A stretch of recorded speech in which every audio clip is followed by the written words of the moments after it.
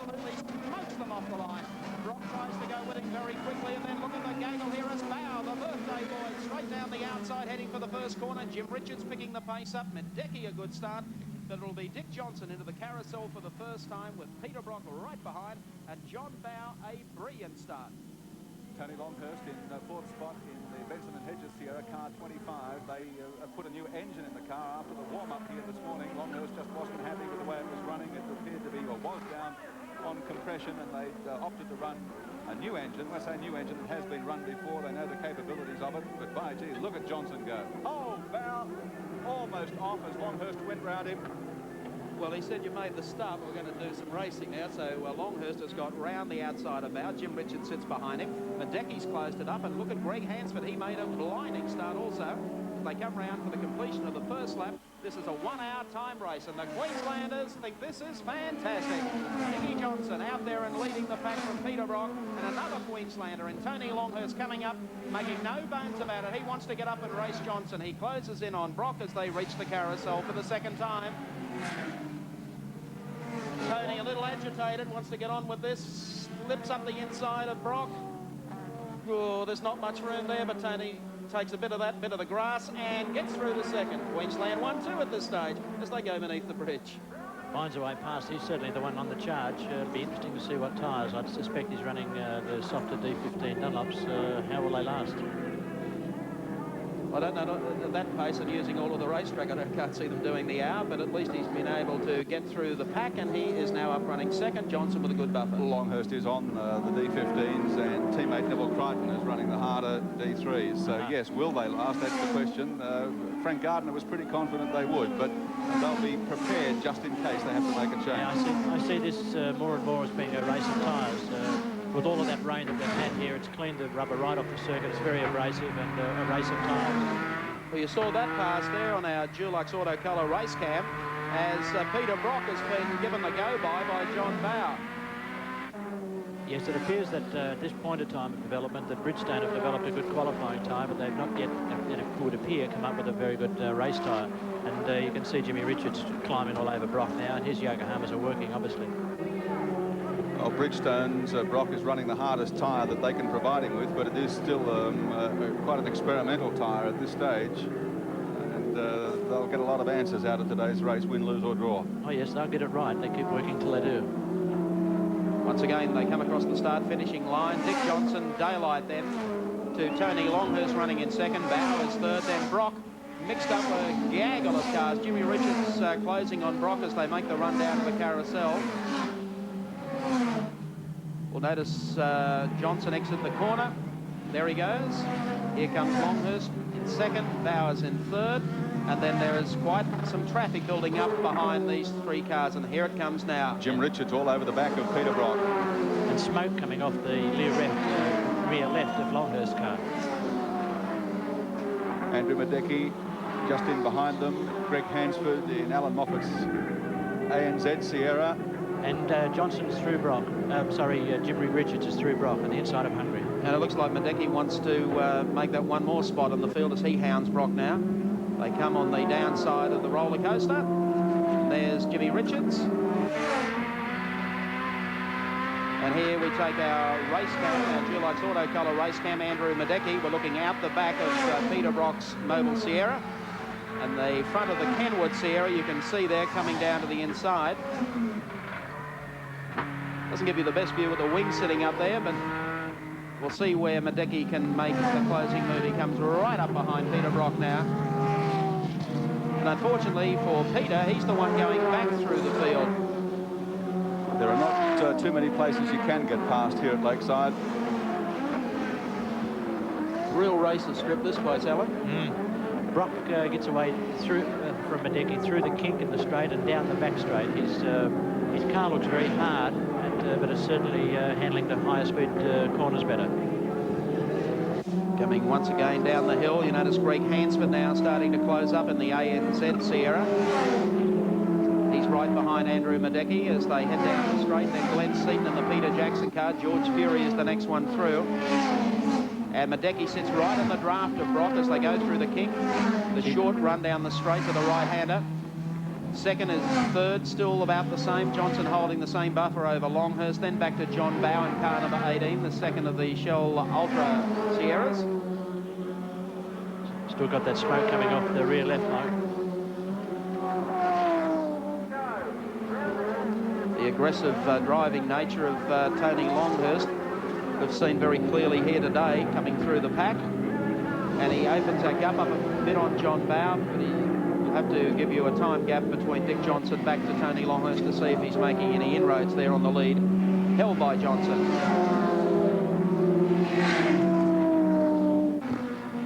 There's the gap. Johnson disappearing at the bottom of the screen. Here comes Longhurst, then Bow, then Richards. Brock falling back into the clutches of Andrew Madecki. Greg Hansford sitting right on his tail, and here comes Glenn Seaton in the blue Sierra there at the top of the screen. Yeah. Dick's in such a... There's debris on the track there and a car off on the infield. Looks like one of the Toyotas. So I think someone had a bump there earlier and they've left a bit of bumper or some coach work.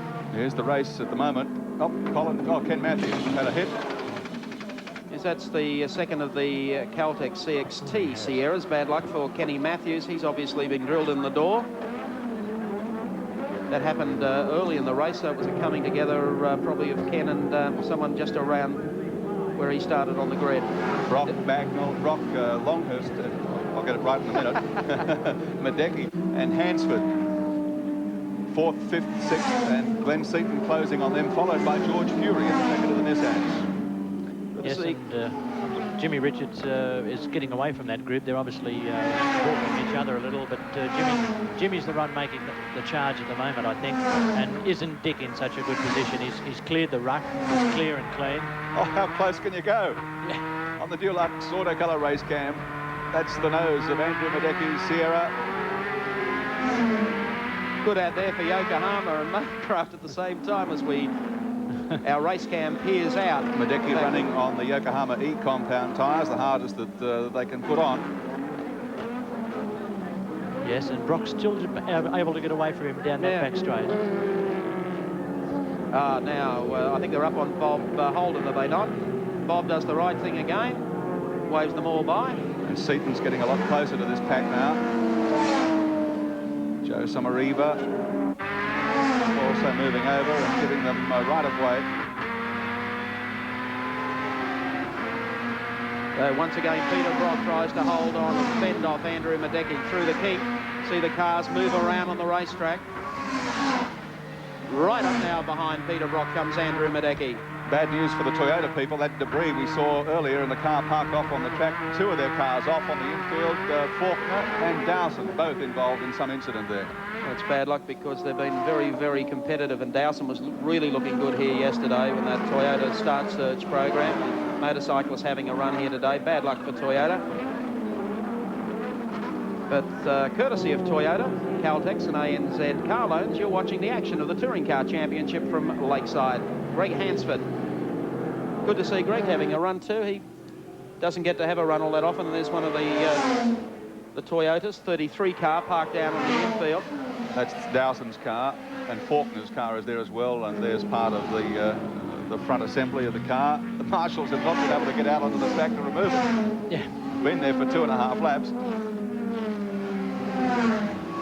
But the traffic through there is pretty constant. A very dangerous spot, as Terry Finnegan found out yesterday. Well, they've got to try and remove that because that's one of the prime overtaking spots. You can't go down the inside there and use that bit of road. You just can't get past. Here, this is a great shot going down the back straight. You see Brock just inching away from Madecki down there. And then he comes at him under brakes again. But Peter Brock's successfully operated on the rear of his Sierra. It's now about 16 feet wide. Oh, he's close there. Just trying to get his nose underneath the rear of Brock's car. Can't quite make it. Flat strap here, these cars. I'm sure Greg Hansford wonders how many Sierras are in front of him. That's right. They're coming up on some of these cars to lap now. So this will be interesting stuff heading down to the carousel. Madecki eased out that time. They were coming up on a whole group of cars. You'll probably see this as they come out. There's one of the Toyotas, the 32 car, as they make the exit. That's John Faulkner. So he is back on the track. That's Gerald Kay, was it? They went past. Yep. There's Brocky. Still throwing it around. Got a bit of a gap there on Madeki at this stage. Biggest gap he's had for a while. Hansford closing on the rear of Madeki's car, and Seaton just edging up all the time. It's my way of looking. The Johnson, Brock and Richards are clearly the fastest three down the straight, down the back straight. There's the race leader, Dick Johnson. Between the lap cars and the debris on the racetrack, it's certainly a bit to the advantage of Dick here. Yes, he's in a great position. He's able to keep his car straight now, look after his tyres. He's running 15s, the softer Dunlop, and he must look after them. Otherwise, it's just a tyre race. And if he runs out of rubber, it's not the fact that he runs out and they blow out on him, or he actually has to stop for that reason. It's just that you lose so much time, and you can be comfortably 6 or 8 seconds in front, and in 3 laps, once your tyres have gone over the top, you can lose that time. Oh, we have an accident at the top of Lakeside. There Lusty. are cars. It's Graham. It's one of the Lusty brothers, John Lusty, isn't it? Glenn Seaton is involved. Andrew Madeki's car is involved. And we have the Lusty brothers Commodore is off the racetrack. Yeah, it's John Lusty driving that car this weekend. Graham Lusty, of course, has been the regular driver of it recently, but he injured his hand in an industrial accident up the Simmons Plains. Oh, look at the smoke. I hope he's out of the car.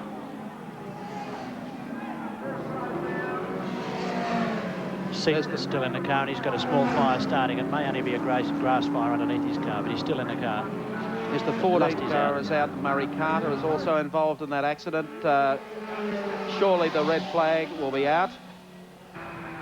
And we'll take a race cam with Brock. Brock is coming over here. Look at the debris on the side of the track. It's everywhere. They've not been able to get this fire under control. Hopefully the red flag is out. It has come out now. Yes, it's out. The trouble they've got now is that the first fire truck to get there has probably expended their extinguishers on the first car. The second one's now taken right off, and they're going to wait for the next fire truck. The Commodore was the first one to catch fire, and it's now out. Look at the bend in the guardrail there. He slammed into that with unbelievable force. Well, there's the extra guys have arrived. It's only a matter of time. They'll have that out now. In fact, you'll probably, next thing you'll see, it'll be one of the big bombs will arrive, the big fire bombs. Yeah. Well, there is Glenn Seaton's car carrying our race cam. That's a heavy hit, Mike. You see underneath the pedals, the floors are all buckled. Yep. Go across to another one of the vehicles against the wall there. Working frantically, the fire marshals. This has been one of the worst fire accidents that I can recall seeing in Australia. Yep. There's the scene here at Lakeside. The third round of the Australian Touring Car Championship has come to a standstill. In a day where we've seen a record number of very serious accidents. Fortunately, nobody has been seriously injured, but very, very spectacular accidents. I'm just trying to place exactly how many cars were involved in that. The Lusty brothers car, Glenn Seaton, Murray Carter, and I think Andrew Madeki. Madeki's certainly involved, yes. So they've all come. 4 of them at least. They're so badly damaged, and that with the burning, it's difficult, for example, to decide what sort of motor car that is. Yeah. There's the Lusty Commodore. As the smoke clears, you can look down the racetrack. He's actually under the guardrail. Yeah, he's gone. Well, there's quite a scene here at Lakeside Raceway. We're going to take a break, and then we'll be back.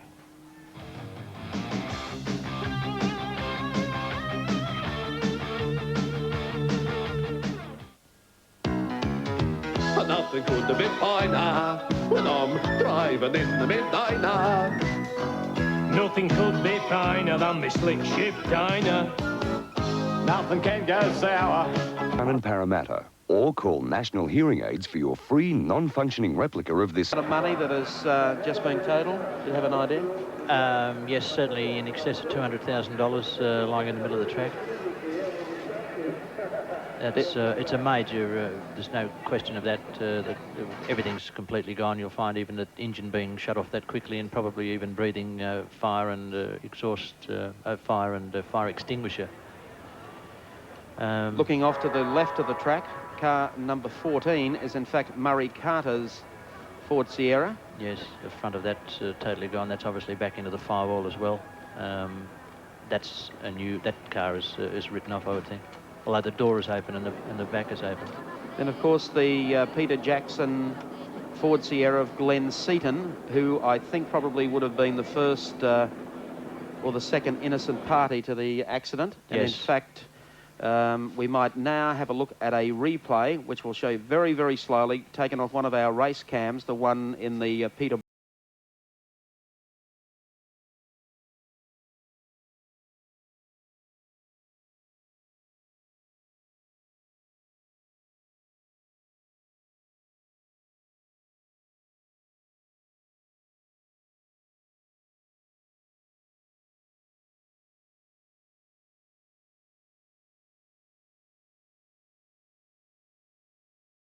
And then his car is, you know, what happens when you're sitting there is the only one guy that really knows, and that's Andrew Madecki.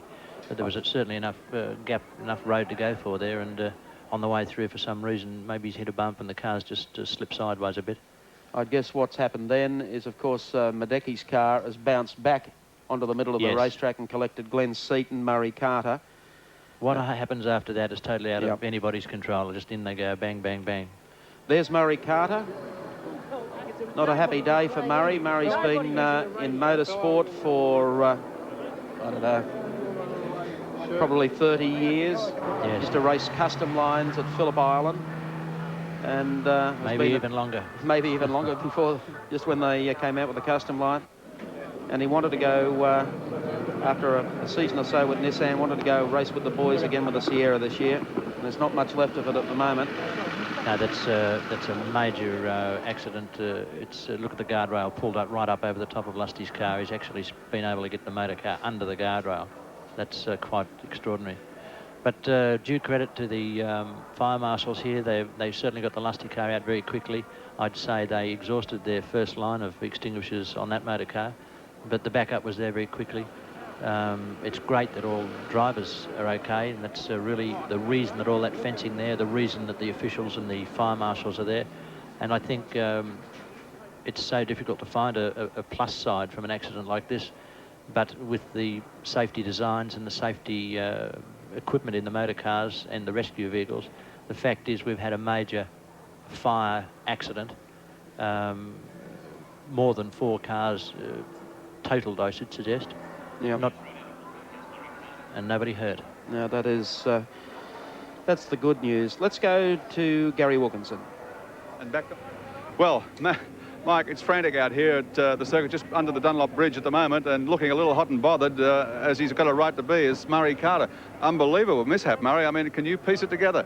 Not really. I came into the back straight here, and there was one car off to the side against the arm cable. I got a bit further down, and there was another car appeared to be sideways on the track, and I was just tucked in behind 2 Commodores, which took up basically all the track, and they swerved to avoid a car that was in the middle of the track, and by the time I saw it, I swerved over, but then I didn't see the car that was on fire in the middle of the track, which by the time I swerved, I was on this side of the track, and had I swerved any further, I would have been into the Armco, so...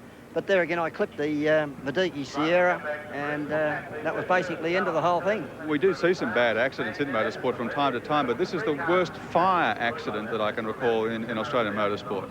Yes, it seemed to be all so condensed that I don't think there was anywhere for anyone to go. The track was basically taken up with debris and cars, and at the speed we were travelling, with the track the way it's situated, you couldn't manoeuvre to try and avoid anything, otherwise you'd be into the Armco regardless. Well, I haven't personally spotted the other drivers. We're trying to round them up at the moment, but do you know whether any of the guys were hurt? I believe not. I'd say they'd all be fairly shaken because it's a fairly fast part of the circuit, and I think it happened unexpectedly to everyone. You're looking pretty composed under the circumstances. Oh, well, I'll probably suffer tomorrow when I look at the bank account. Murray Carter, good to see him safe, and we're going to go and try and check on the other drivers and see if we can speak to them in the next few minutes. Thanks, Mike. Thank you, Gary. let's take a look again, see if we can piece the accident together with Alan Grice. This is normal speed. How quickly does it happen? Madecki, one crash, bang, straight into the wall under the bridge. And then bang, bang, bang. Yep. And there's just one of the cars heading off Andrew Madecki's car, the Ford Sierra. I think I inaccurately called that Glenn Seaton was still in the car. I think on the replay we saw there, Mike, that he was out quite smartly. It must have been Murray Carter that was still sitting in the car. Yeah. There's the Lusty brothers Commodore. And I would think at this stage, you know, the Lusties take a bit of stick because they're in a prank from time to time. But I think maybe in this particular case, they might have been the... John Lusty might have been the innocent victim in that one. Yes, there was... it was apparent that he'd identified motor cars behind him, and that's the first job of a car being lapped. There was definitely room when Andrew attempted to go down the inside there. In fact, he was just following Brock through, and we saw clearly that there was plenty of room there. And then he skipped across the track, and as I said, the only guy that really knows why that happened is Andrew. I'd suggest that it is a bit bumpy on the back straight. When we see cars in full action down there using all of the road, they are moving on the suspension all the time, indicating the bumps. Once again, the Armco's taken a nice old working over at Lakeside today. Yes, it certainly has, and that's going to delay things. But there again, I guess I'm trying to be optimistic all the time. That's the reason the Armco's there, is to arrest cars and not bring them to a concrete halt. The fact that car has gone in and the track is wrapped around it, the surroundings have wrapped around it, has taken speed off, and the guy's okay. Well, getting rid of some of the fuel already off the circuit, the oil that's been dropped there at the scene of the accident. I pay a special tribute to our outside broadcast crew of VTQ7 here in Brisbane today. The boys have been on the spot with just about everything that's happened. They've down tools and run to the scene of accidents with cameras and so forth to bring you up to date, and for us to be able to talk to the drivers. They've done a splendid job. Heartache for Glenn Seaton and Bo Seaton. Yes, indeed. I know they do have another motor car. I know Andrew Madecki's got another motor car, and I know Lusty are probably the most accomplished guys in the country at fixing their cars. Yeah, well, they've got plenty to do before the next round of the Touring Car Championship at Wanneroo in Perth. In the meantime, we'll take a break and then come back with some more action.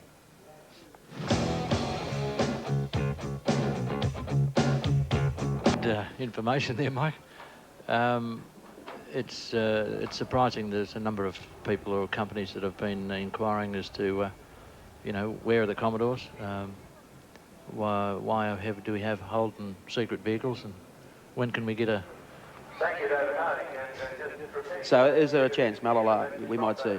Yes, we're in the final throes of discussing that with Wins and one other corporation, and we're certainly looking forward to coming back in the latter part of the Touring Car Championship and then the long distance races. Well, we look forward to that very, very much. Well, some people are taking time out at Lakeside on the lake. In the meantime, Gary Wilkinson has a few of the drivers involved in this afternoon's major accident.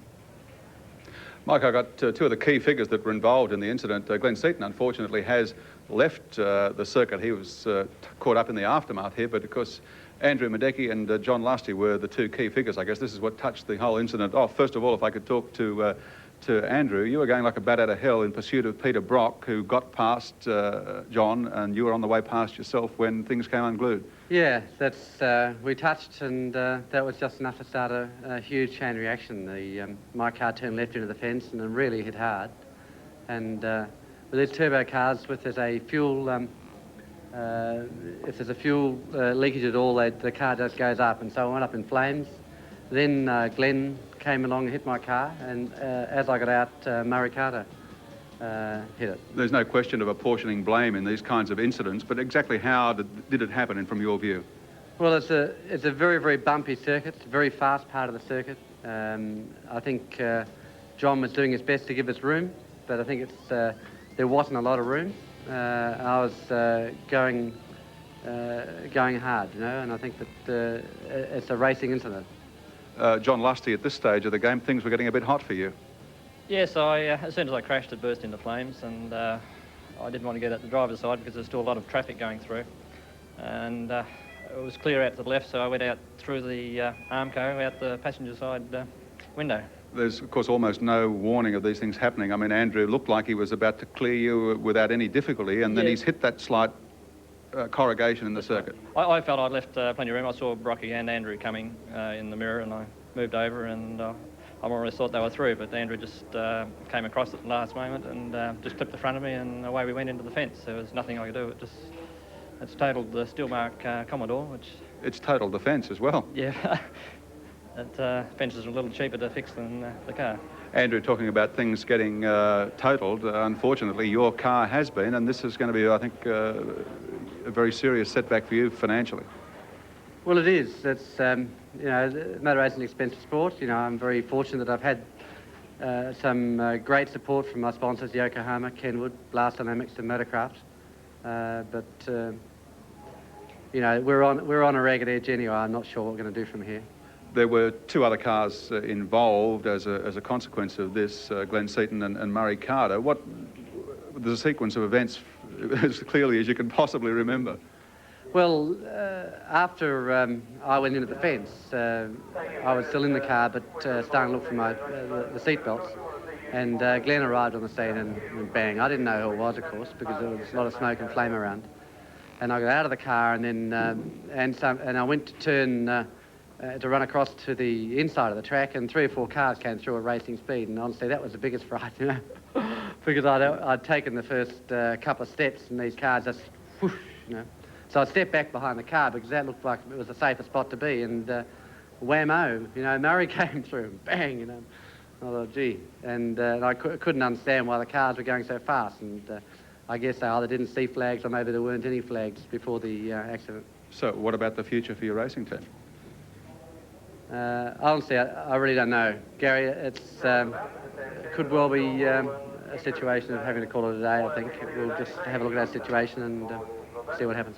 Okay, thank you very much to Andrew Madecki and to John Lusty. Both got a lot of expenditure ahead of them if they're going to keep on pursuing the Australian Touring Car Championship in 1989. That about closes out our coverage for the day. Unfortunately, officials here still trying to get the track fixed up in preparation for a restart. We understand there is going to be a restart. We're going to hang here and we'll be recording the race as it transpires. I understand they're looking now at a 30-minute touring car race for full points, and we'll be able to bring you highlights of that or a replay of that at times to be advised around 7 Sport and of course on the Prime Network around Australia as well. But unfortunately we are not going to see the touring car race at this time. An unfortunate mishap, but fortunately all of the drivers escaping unscathed in this incident. I think that's the most thankful thing. It's certainly been a day of drama and incident here at Lakeside. Hope you can join us for our next round of the Australian Touring Car Championship coming from Wanneroo in Perth 2 weeks from now.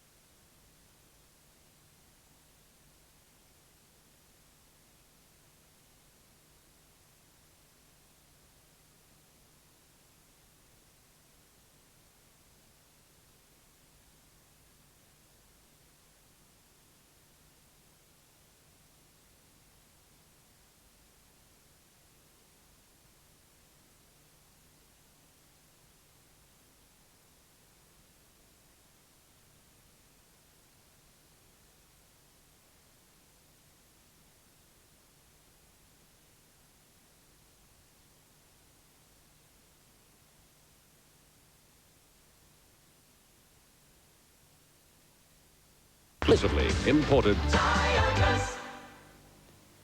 Would you like to hear clearly to improve your understanding? Now you may with the new Invisi from National Hearing Aids.